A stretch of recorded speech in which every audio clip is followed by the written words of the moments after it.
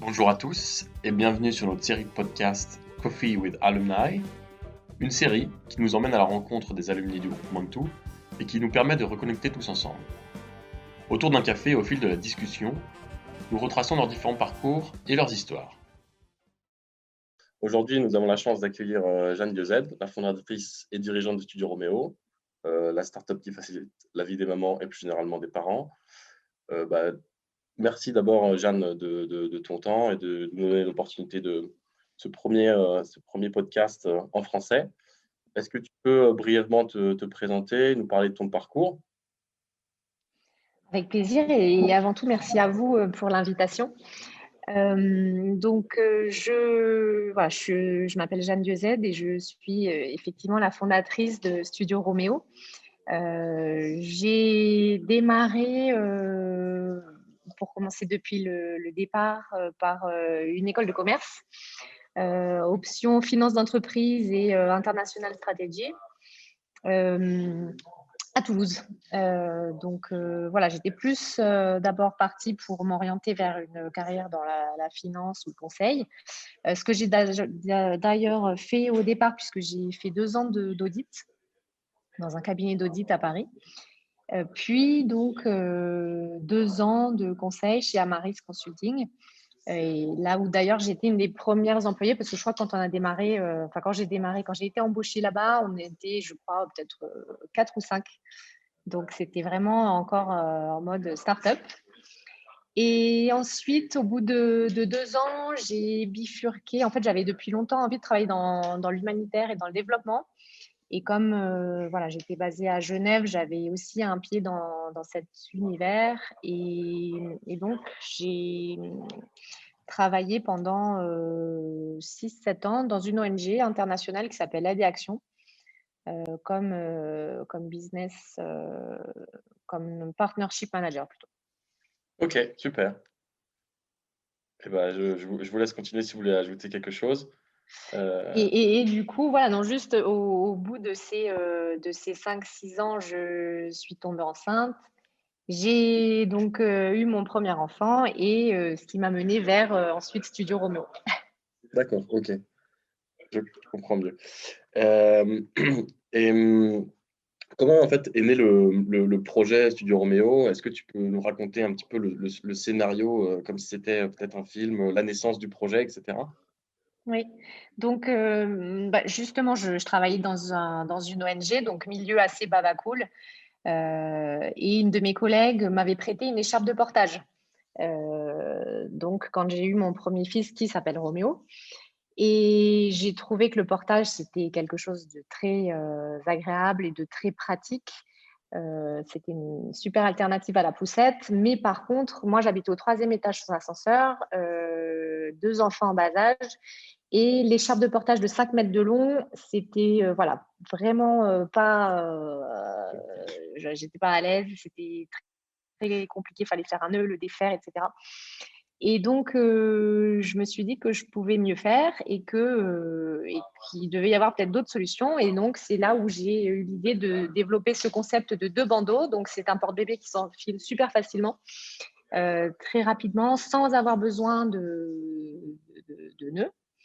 Et donc, c'est comme ça qu'est né Studio Romo. Voilà, c'est vraiment parti d'un constat de maman qui avait besoin d'une solution simple et pratique.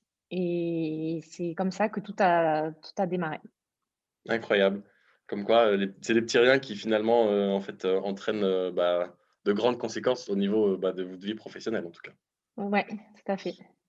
Donc, des porte-bébés pour enfants, pour, nourrissons plutôt, en bas Oui, âge. oui. En termes de confection, de design, enfin, comment est-ce que tout ça s'est créé petit à petit? Est-ce que tu étais toute seule? Est-ce que tu as rapidement eu Mm. besoin de quelqu'un d'autre? Ou comment ça s'est Donc, organisé tout ça? donc, quand j'ai eu l'idée de Studio Romeo, je venais d'avoir ma fille, donc 2 enfants en bas âge. J'étais encore salariée donc, dans cette ONG à Genève. Et j'ai vraiment démarré, voilà, la petite boule de neige, la petite pelote de laine qui commence à se confectionner, c'est-à-dire petit à petit. J'ai démarré en faisant un prototype avec une couturière à Annecy. OK. que j'ai ensuite, voilà, je lui ai fait faire une petite série. J'ai développé moi-même le site internet qui est sous Shopify, voilà, en autodidacte total. Et je me suis dit, bon, si c'est un produit qui est utile pour moi, si je trouve que cette solution, elle est géniale, il n'y a pas de raison que ça puisse ne pas intéresser d'autres mamans ou d'autres parents. Et donc j'ai lancé ce produit, le site internet en mai, donc c'était il y a 6 ans maintenant.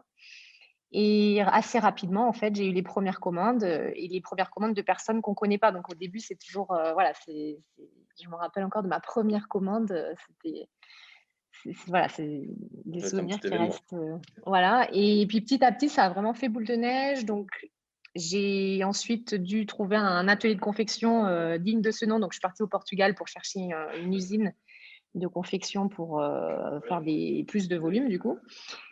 En parallèle, donc j'étais toujours embauchée donc dans mon ONG chez Aide et Action. Donc je faisais ça entre midi et deux, je faisais ça le soir entre 2 couches et 3 biberons.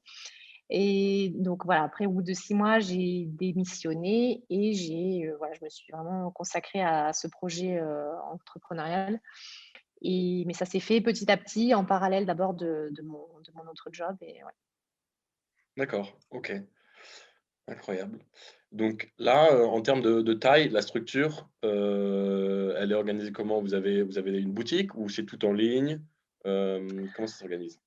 Alors, notre chiffre d'affaires, il se compose de deux principaux canaux de distribution. On vend quasiment ouais, plus de 70% de notre marchandise sur notre site internet, OK, qui aujourd'hui est en 4 langues. Donc, on vend vraiment en France, mais aussi en Europe et dans le monde. Donc, on a des sites en français, anglais, allemand et espagnol.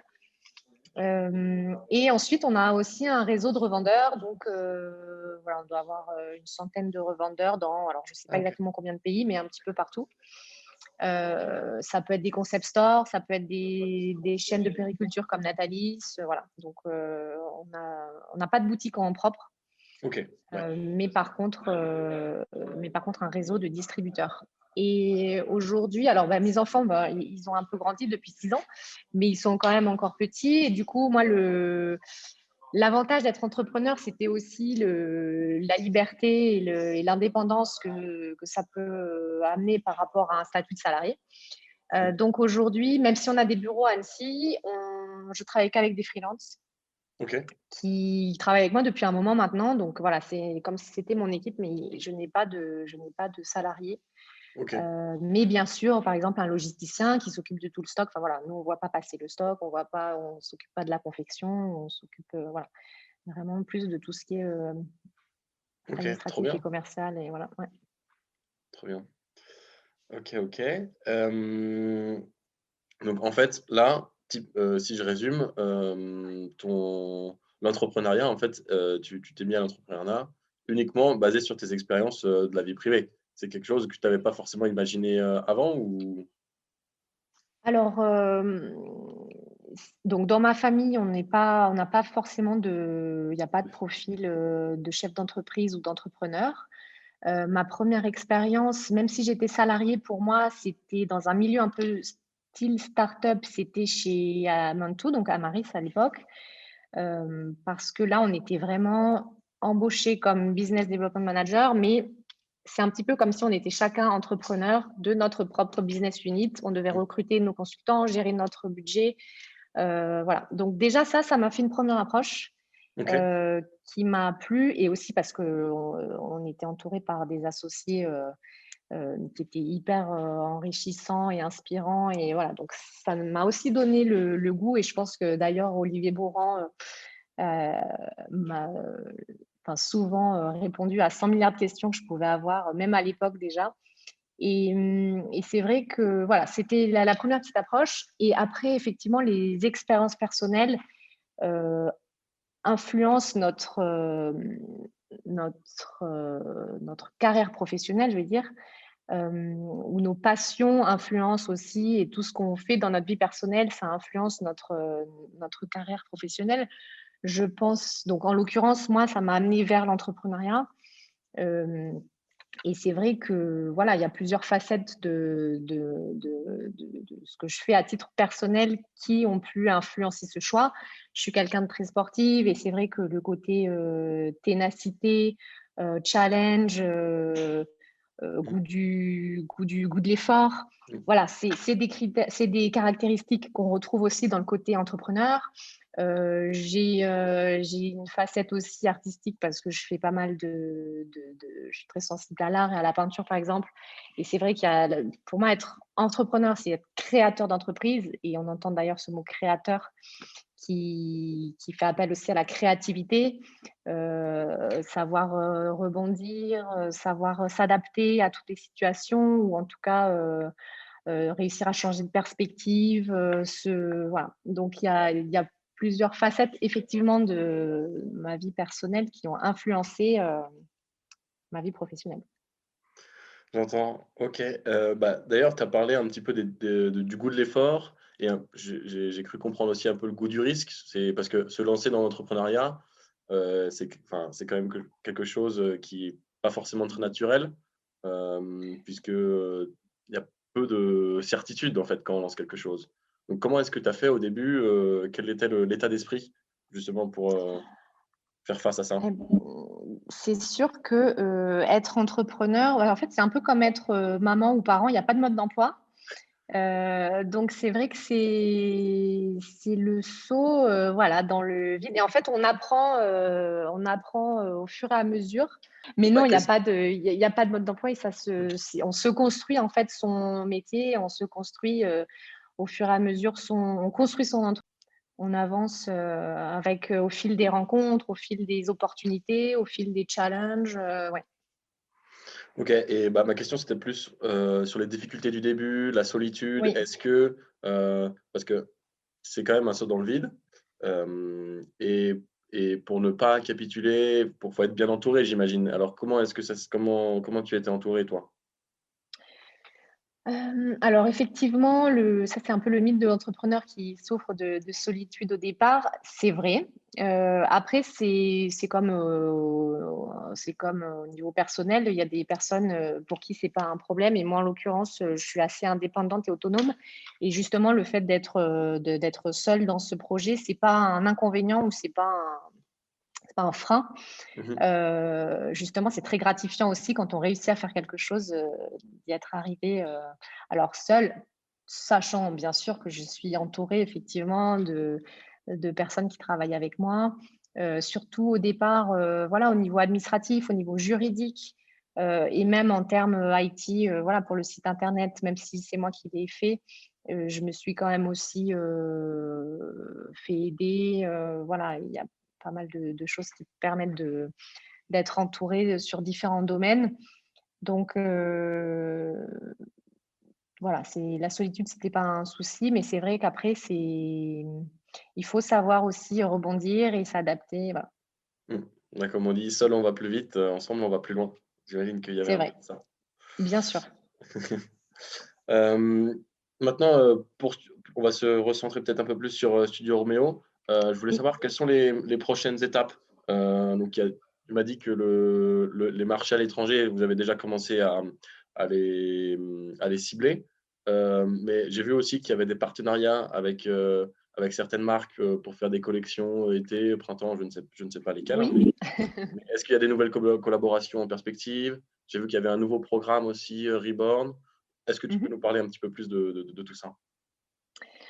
Donc effectivement, bah, donc Studio Romo, c'est une collection donc de porte-bébés. On a une collection de plusieurs types de porte-bébés avec des motifs, pour une collection permanente. Donc c'est des modèles qui sont vendus tout le temps sur notre site et après effectivement les collections en édition limitée, ça permet de s'amuser un peu, que ce soit sur les motifs ou sur des collabs ou voilà, faire un petit peu de com 2 fois par an, pour les saisons et c'est ce qui fait qu'on peut aussi faire, voilà, de la communication, des relations publiques et cetera, faire parler de nous, et surtout s'amuser aussi, être créatif. Donc du coup, voilà, on a la chance aussi d'être sollicité par des marques sympas. Là, on a du coup, pour parler des projets à venir, des collabs qui arrivent avec, Balzac Paris, donc qui est une marque de vêtements, pour femmes. Jacques Addy, qui est plus connu dans le domaine de l'enfance et qui, voilà, c'est une marque emblématique du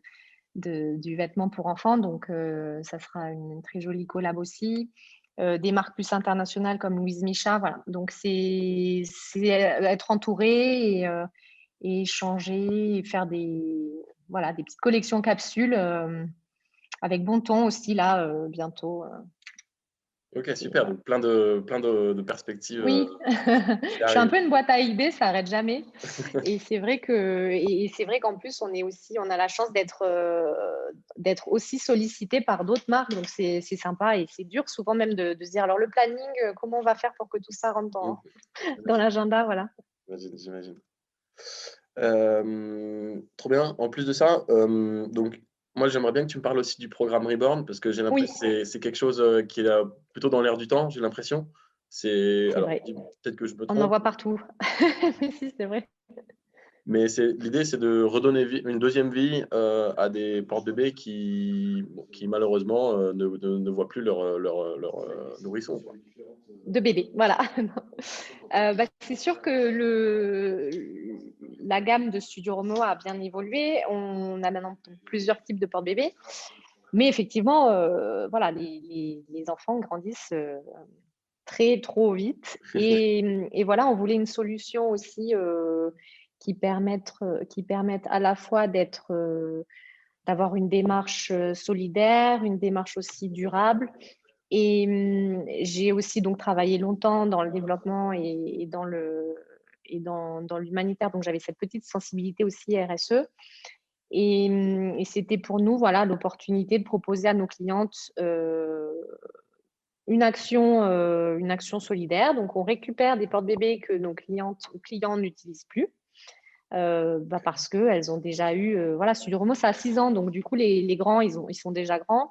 C'est peut-être des gens qui ne souhaitent plus avoir d'enfants ou qui en ont déjà eu entre-temps 2 ou plus, mais en tout cas qui ne se servent plus des porte-bébés. Pas toujours de cadeaux de naissance à faire, etc. Donc voilà, on propose en échange de ces porte-bébés qui ne sont plus utilisés un bon d'achat sur notre site. Ok. Et effectivement, donc là, pour cette première année du programme Reborn, on s'est associé avec le Secours Populaire, donc l'antenne d'Annecy, Mhm. à qui on fait des colis tous les mois. Donc là, on a fait partir un premier gros carton rempli donc de porte-bébés, donc qui sont bien sûr encore en état de fonctionner en fait, mais Qui voilà, n'ont plus d'utilisateurs. c'est ça. Trop bien. Est-ce que maintenant tu peux nous parler plus de ton passage donc à l'époque c'était Amaris Group. Oui, Tu dis que tu as rejoint au tout début, donc ça devait être une toute petite ouais. équipe. Et Ouais. qu'est-ce que tu avais en charge quel était ton rôle en fait au début? Donc j'étais business development manager et je devais développer ma business unit. Donc en fait, voilà, je devais développer un portefeuille de clients, donc à Genève, voire en Suisse francophone. Et voilà, vraiment, au même titre qu'un entrepreneur doit gérer son business. On était plusieurs, je crois qu'au départ, on devait être 3 ou 4.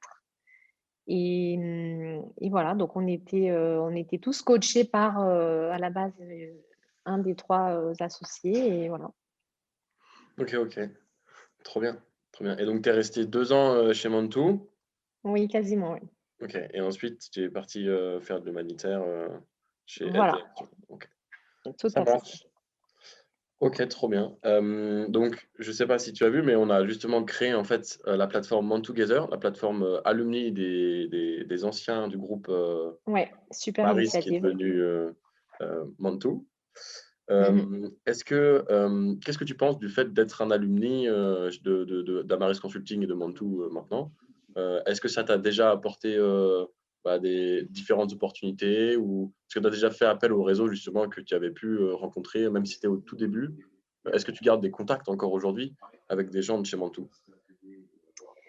Alors je garde contact avec certaines personnes, oui. Ouais, je trouve que c'est une super initiative parce que ça permet, aujourd'hui, on sait que le réseau, c'est quelque chose d'hyper précieux et c'est vrai que ça permet aussi de faciliter ce lien et ces partages, ces échanges. Donc je pense que ça me permettra même d'être en contact avec des personnes, perdues de vue de l'époque. C'était déjà un petit nombre d'années, mais non, c'est toujours bien de proposer, voilà, ces espaces de partage, c'est enrichissant et je trouve que c'est une super initiative, ouais. Et ben, tant mieux. En tout cas, bah, on va finir le podcast, là-dessus. Je voulais te remercier, encore une fois, hein, pour le temps passé, Mais pour, merci à vous. et bah, nous, ça nous fait plaisir, bah, justement de reconnecter et ensuite de pouvoir partager justement à cette communauté, qu'on est en train de construire sur la plateforme. Je voulais ajouter justement à ce titre que voilà, c'est, là, 15-30 minutes, ça passe vite pour raconter aussi, son parcours, c'est peut-être aussi les difficultés ou les voilà, enfin, n'importe quelle info qui peut être utile et donc c'est pour ça que je voulais aussi, pas hésiter de proposer mon aide si quelqu'un a voilà, besoin de conseils, donc au sein du réseau et de cette plateforme et je suis voilà, ma porte est toujours ouverte, pour partager et échanger, alors Ça sur marche. Shopify ou plein d'autres sujets. Et Et ben, aussi, merci, dernière petite parenthèse, pas de je problème. m'arrête plus. Non, ce qui est aussi important de voir, c'est que vraiment la carrière professionnelle et la vie professionnelle, elle peut être super multiple. Et voilà, j'ai démarré, j'ai fait de l'audit, ensuite un petit peu de conseil avec Amaris. Maintenant, j'ai travaillé dans l'humanitaire. Maintenant, je suis entrepreneur. Enfin, voilà. Donc, c'est aussi bien, je trouve, de montrer la pluralité des parcours et qu'en fait, on n'est pas toujours dans une petite case, ou en tout cas, on n'est pas obligé de rester dans une case. Et parfois, voilà, il faut un peu, bah, avec une petite idée qui peut paraître toute bête au départ, ça peut aussi nous amener à faire des choses différentes, ou en tout cas des choses Mmh. utiles. Ou voilà. Bah, je suis entièrement d'accord et sur ce, je pense qu'on peut terminer là-dessus sur cette Ouais, petite, je fais plus de parenthèses. sur cette petite. Merci à tous d'avoir écouté ce premier épisode de notre série Coffee with Alumni.